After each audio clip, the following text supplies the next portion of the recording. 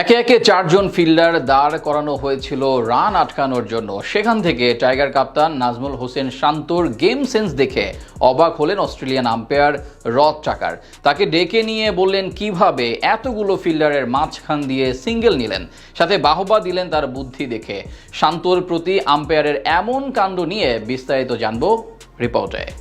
আগের দিন বলেছিলেন নিজের ব্যাটিং পজিশন নিয়ে আপাতত কথা বলতে চান না, মাঠের খেলায় দেখাতে চান চমক। আজ যেন সেই কথাই রাখলেন বাংলাদেশের অধিনায়ক নাজমুল হোসেন শান্ত। ওপেনিং কিংবা ওয়ান ডাউন নয়, ব্যাট করতে আসলেন 4 নম্বর পজিশনে। সেখানে দারুণ ব্যাট করে দলের আস্থার প্রতিদান দিলেন বেশ ভালোভাবেই, সাথে নিজের গেম সেন্স দেখিয়ে অবাক করলেন আম্পায়ারকে, যার সুবাদে বাহবাও পেলেন তিনি। গোলে আজ আন্তর্জাতিক ক্রিকেটে অধিনায়ক হিসেবে 50তম ম্যাচ খেলতে নামেন শান্ত।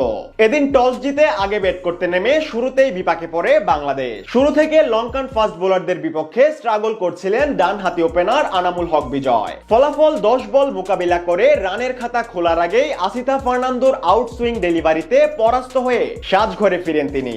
উইকেটে থিতু হয়েও বেশিক্ষণ টিকতে পারেননি দুই বাম হাতি ব্যাটার সাদমান ইসলাম এবং মুমিনুল হক সৌরভ। যথাক্রমে 53 বলে 14 এবং 33 বলে 29 করে দুজনেই কাটা পড়েন অভিষিক্ত থারিন্দু রত্নায়কের বলে।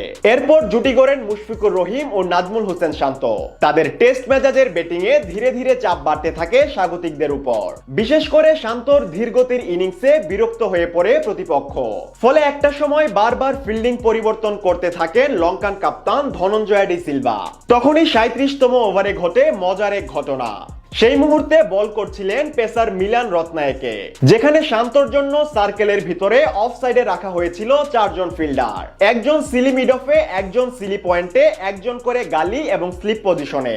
এমন কৌশলী ফিল্ডিং এর মাঝখান দিয়েও মিলানের গুড লেন্থে পিচ করা ডেলিভারি কভার ও ব্যাকওয়ার্ড পয়েন্টের মাঝামাঝি গ্যাপে ফেলে দৌড়িয়ে সিঙ্গেল নিয়ে নেন দুই ব্যাটার, যেটা দেখে একটু অবাক হন অজি ম্যাচ অফিসিয়াল রথ টাকার। সাথে সাথে শান্ত নন স্ট্রাইকে আসলে তাকে ডেকে হাতে গুনে গুনে দেখিয়ে দেন ফিল্ডারদের অবস্থানগুলো, সাথে যেন জিজ্ঞাসা করছিলেন এখান থেকে কিভাবে রান নিল সে।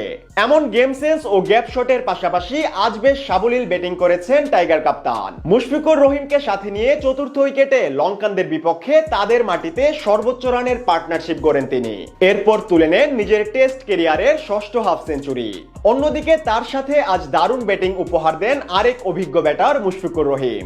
এদিন ব্যাট হাতে প্রতিপক্ষের মাঠে আন্তর্জাতিক ক্রিকেটে 5000 রানের মাইলফলক স্পর্শ করেন তিনি, যা এর আগে বাংলাদেশের মধ্যে একমাত্র তামিম ইকবালই করে দেখিয়েছেন।